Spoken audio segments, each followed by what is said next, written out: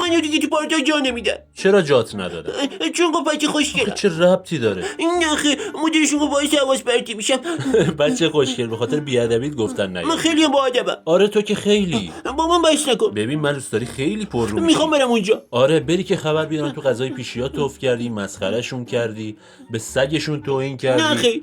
چی نه خیر؟ خودشون گفتن تو فوش بده. چرا بهت گفتم فوش بده؟ چون اونا مقصرن.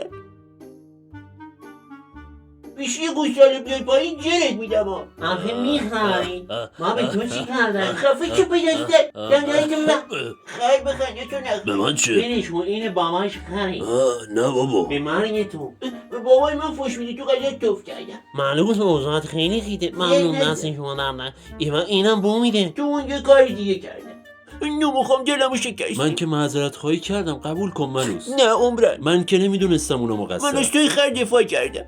دست درد نکنه من خرم. تو که دیدی اونا میگن. خب تو هم هی تکرار کن. چشم. چی؟ بابای شما خیلی خری. دوباره تو روم داری بهم میگی خر؟ خیلی بیادبی. نه خیلی تو پارتاک با ادب شدم. آره تو که خیلی با ادبی ولی یه چیزیو بدون بچه پر رو. چیه؟ دیگه نمیبرم. من به بابا گگه میکنم. باشه گریه نکن میبرمت.